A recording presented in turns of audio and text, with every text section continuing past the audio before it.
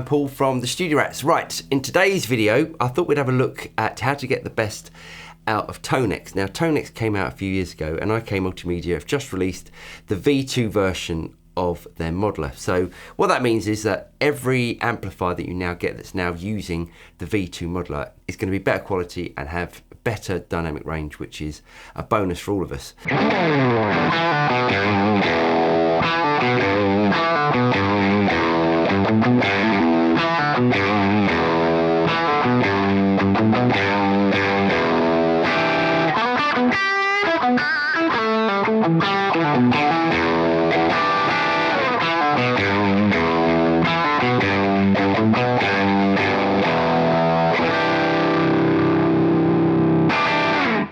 The amp that we're going to be using today is one of our captors. It's called the Bumblebee. This is a Dumble style amplifier with a little hint, a little bit more sort of Fendery sort of style tone, so you don't get that massive sort of mid bump. It's a really, really versatile amp.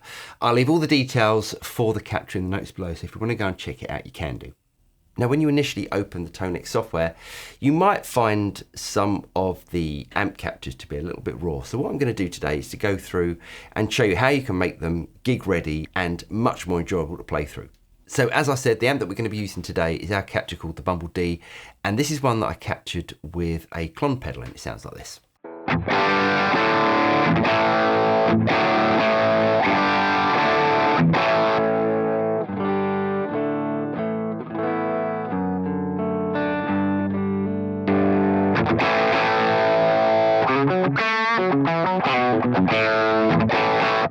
So as you can hear, we've got a massive amount of dynamic range just from using the pickups and the volume control on the guitar.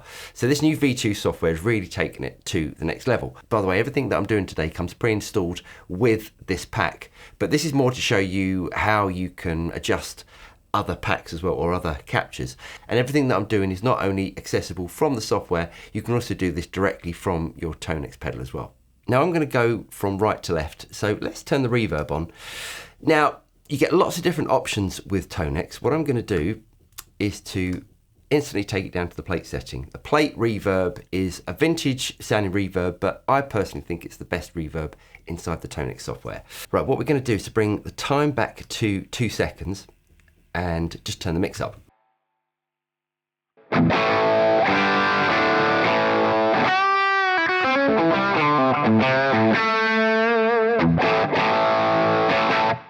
So instantly we've got some space around the tone, which instantly makes it sound better. If I turn it off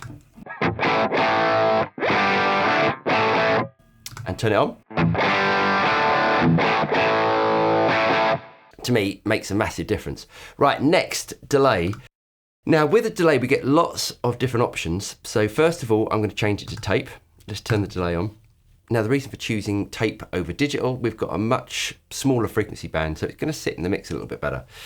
Let's bring the mix back a little bit, and I'm going to turn the time up to 400 milliseconds.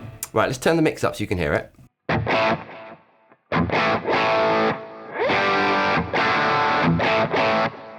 Now what you'll notice is the delays coming out of both sides of your speakers or your headphones, however you're listening to it. I'm going to switch over to ping pong. Now ping pong basically sends the delay from left to right, and let's bring the mix back a little bit. Now if I play a chord, when I stop you'll hear the guitar bouncing from left to right. Let's turn it up a little bit louder so you can hear it a bit better.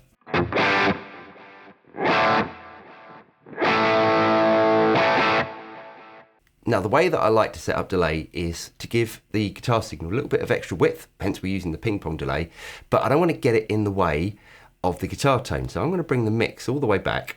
Now if I play, you shouldn't actually hear the delay.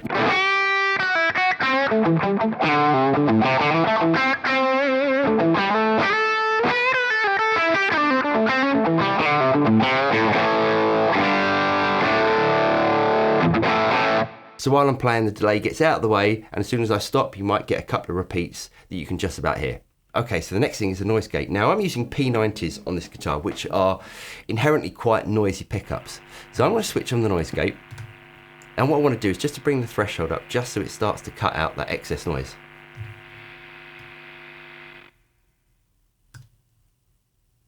And now the guitar's silent.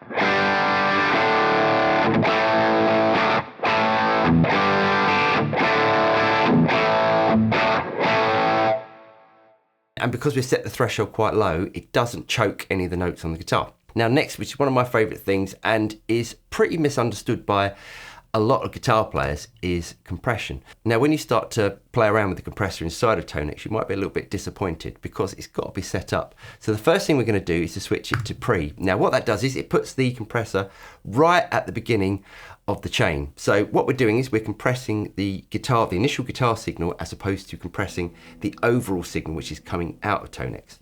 And we're going to use it in a really subtle way. So let's turn that on. The first thing I'm going to do is to slow the attack right down to sort of past halfway. What we want to do is to let the initial guitar attack come through. Now if we slow down the attack, that's going to let the initial transient come through, which is going to make your guitar sound brighter, or it's not going to dull off when it compresses.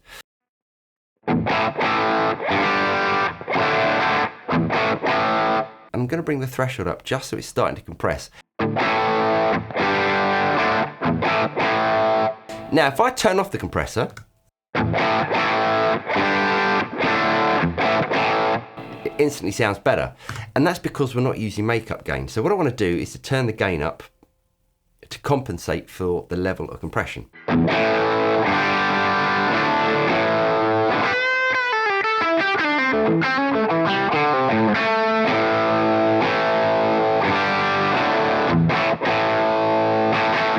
So there you go, it really is that simple, and these are the settings that I'd use pretty much across the board on any tone model inside of Tonex. Now the only thing you will need to adjust is your threshold on the compressor for different guitars, because single coils will have much lower output than say like a humbucker or even these quite pokey P90s. But if I stick it on the neck pickup of this guitar and just bring the volume back a bit,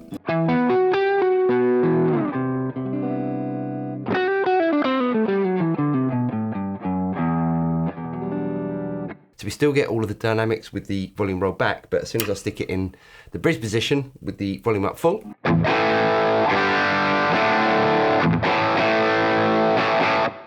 we get the full-on crunchy tones. So there you go. I'll leave all the details for this amp pack in the notes below, so if you want to go and check it out, you can do. I really hope you guys got something out of this. If you did get something out of it, don't forget to like and subscribe, click on the bell button, and you'll be notified of any future video that comes out from the Studio Rats. I'm Paul, and I'll see you next time. Cheers.